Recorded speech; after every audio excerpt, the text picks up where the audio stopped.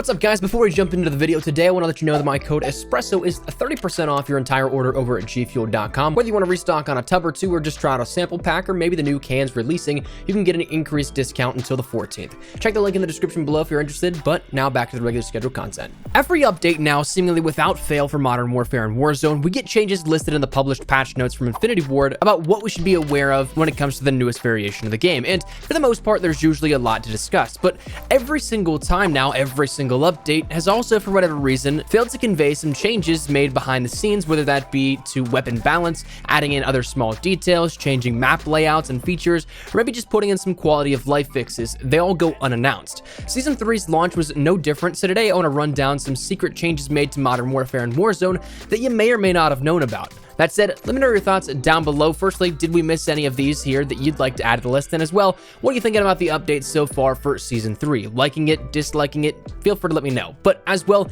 do be sure to hit the subscribe button if you have not done so already to stay up to date with all things Modern Warfare and Warzone on a daily basis. But anyways, let's begin. Let's start out with one that is probably the biggest change to a perk that we've seen in recent times that has not been conveyed at all to the general public. High Alert was a perk in the Tier 2 category that was good for what it was. It has a lot of competition now between Restock, Overkill, and Ghost for sure. Pointman and Hardline can definitely give it a run for its money as well, but it's in a stacked perk tier, that's for sure. But High Alert previously would end up giving you a notification on screen by lighting up your HUD with a little yellow glow when somebody was looking at you that you couldn't necessarily directly see. It was a nice indicator for maybe a situation of, hey, I need to duck into some cover or I might get taken out. In MP, it may not be one of your first choices, but it's definitely something of a viable option in Warzone, given that there are so many players that could be around you at any point in time, and of course you have such a vast world that a player could be coming from any which direction, and you have only at most 2 tries organically to stay alive and win a game. Of course, your team can buy you back, but for the basic functionality of it, you really only have 2 lives to yourself. So High Alert beforehand gave you this little yellow glow, but now it's changed to where it will show you the direction in which you're being looked at from. So if you're looked at from your right somewhere, it'll be on the right side of your HUD. If you're looked at from behind, it'll be on the bottom and left to the left. So now directionally indicating where you should be alert and where a gunfight may be coming from in the next few seconds. So it's definitely something that I think is a major buff to this perk and is something that makes it a lot more useful. Will it crack through some of that mold of what those other perks in Tier 2 offer? I guess that really comes down for time to tell, but it's definitely a drastic change to a perk that makes it a lot more viable now and is something that was never conveyed in the patch notes or by anyone from the Infinity Ward team publicly. So certainly a big change here to start us out, but another interesting change comes down to the very simple basics of when you jump into the game. When you drop in firstly to BR or Plunder, you'll notice that on the ground there's actually a decent bit more variety in what you can pick up weaponry-wise. Both on the ground and in crate spawns, you'll be able to find a bunch of new weapons and a bunch of new variants, and even so much as even adding silencers to some of the base weapons, suppressors that'll keep you off the minimap. Things like the Uzi, the M4A1, the AK-47, and some new weapon blueprint variants of different denominations of values and rarities have all been added into the loot pool and were stuff that went under the radar in terms of the patch notes. I think there may have been some quick mention of it in one of the blog posts, but for the most part, it went relatively untouched and unmentioned to the vast majority of players. But it is one of the more obvious changes and things you'll notice, but still one that actually really helps out the gameplay, especially early game, and gives you at least a little bit more of a fighting chance if you can't find that $10,000 now in cash to end up buying a loadout crate. I'd imagine we have even more weapons added in over the course of Season 3, new blueprints and base weapons as well, but for the time being, it's a nice introduction that wasn't really all that mentioned. But next thing we want to talk about is actually some cool quality of life changes here that I am so happy these finally got added in. If you're like me and you can't stand the look of the new green dot icons that you have whenever you have something come up in your armory in an unlock for your weapon, whether that be an attachment or a camo or something, or same thing goes also for your operators. If you have a new operator equip, a new uniform, a new finishing move, something like that, it will showcase that green icon. And sometimes there's just going to be a lot of them, especially at the very beginning. If you end up buying the battle pass, it gives you with the bundle 20 tiers, so you automatically have to search through and clear 20 icons. So it can be kind of annoying, except up until this update, because a long asked about feature was finally introduced in which you can now clear all weapons and clear all operator new icons with the press of one single button. Now this is only applicable if you of course have something new. You won't see this UI icon unless you have something new to clear, but if you do, you can just hit down on your left thumbstick and it will automatically mark everything as red or seen or whatever it is that you want to classify it as, and it gets rid of all of those in one fell swoop. So to me, an absolute awesome addition here, and one that I don't understand why it wasn't in the patch notes as a result.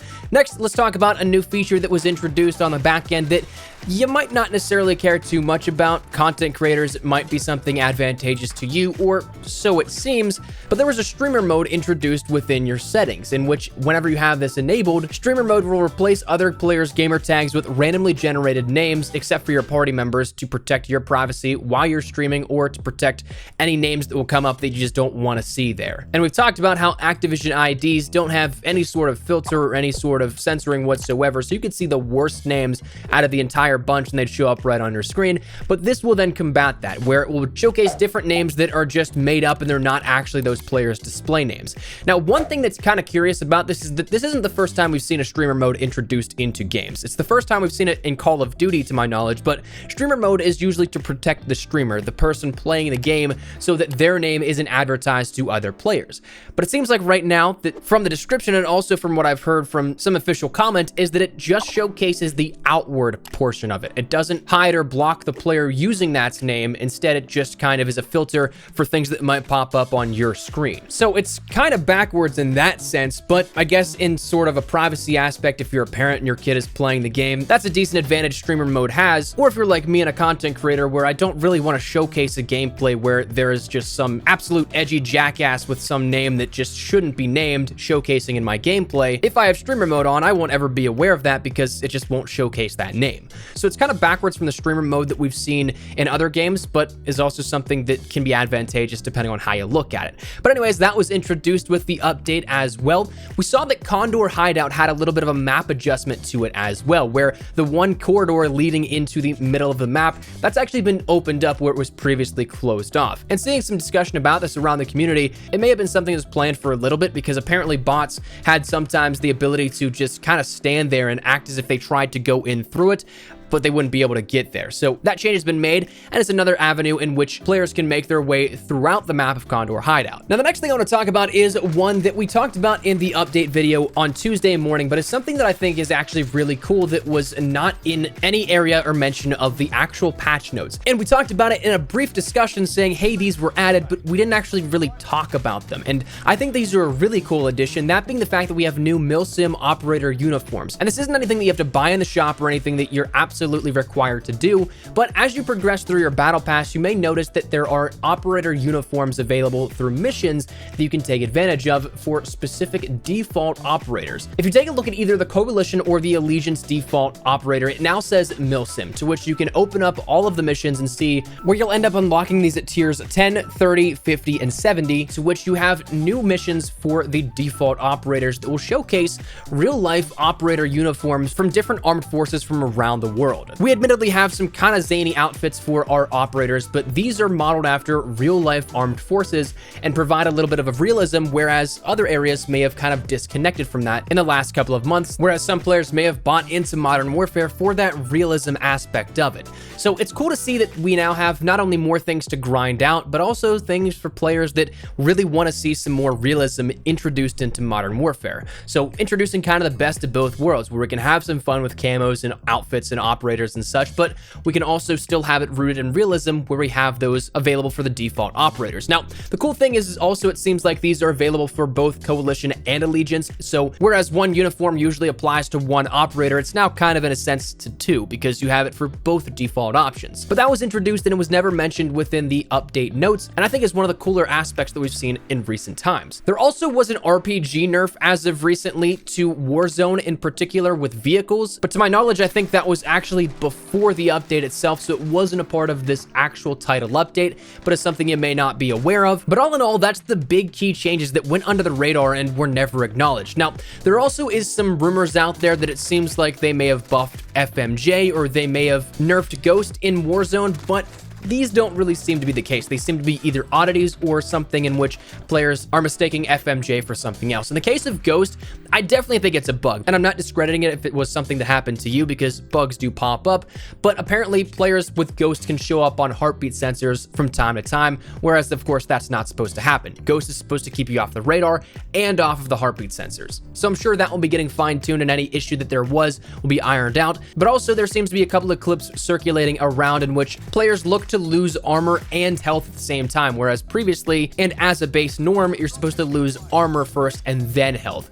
Though, to my knowledge, I'm pretty sure that's just stopping power rounds when players have those loaded in. They're something that seems to be a little bit more common in terms of their loot drop right now, but my good friend J-God ended up going into a plunder match and testing it out, and sure enough, it does actually shred through both health and armor while those are equipped. So it doesn't seem to be FMJ, but very well could just be stopping power. Now, whether or not stopping power got a buff, that's a question that I don't know if we have the answer to just yet, but currently it seems to serve as that reasoning for those clips of losing both health and armor simultaneously circulating around. But that's where we're at here with this and what this update kind of changed under the radar for everybody. I still don't understand why this isn't just stuff that is easily conveyed via the patch notes. I feel like that would make everybody's lives much easier. I can understand maybe if it's something that you want to squeak in there that's a game change that you know nobody will like, but things like clearing all buttons, which has been asked for some time, high alert getting a massive buff here with that, streamer mode being a cool new feature added in, that stuff is stuff that I think is pretty cool. I don't see that as an issue or something you need to hide and tuck away from the community so they don't know about it. I just don't understand why it's not being conveyed from the dev team to maybe comms, whoever's in charge of that stuff. I have no idea, but I don't get it. We've had now every update for the past couple of months have at least some underlying changes that go unannounced, and it's just weird to me. But anyways, that's where we're at here with this. So let me know your thoughts down there in the comment section down below. What do you guys think of these changes? Do you like them? I honestly thought they were pretty cool. So I'd love to get your feedback down there in the comment section down below. But hopefully you enjoyed the video. If you did, make sure you drop a like down below. And of course, if you are new to the channel, make sure you guys subscribe so you don't miss a single thing regarding all things Modern Warfare and Warzone content on a daily basis. And of course, if you guys also want to follow me over on Twitter and Instagram, those are the best places to get connected outside of YouTube. We're active on both those. If you guys want to strike up a conversation, ask me a question, whatever it may be, that link is down there in the description below. But said, thanks so much for watching. My name is Espresso. I'll see you guys later. Take care and peace.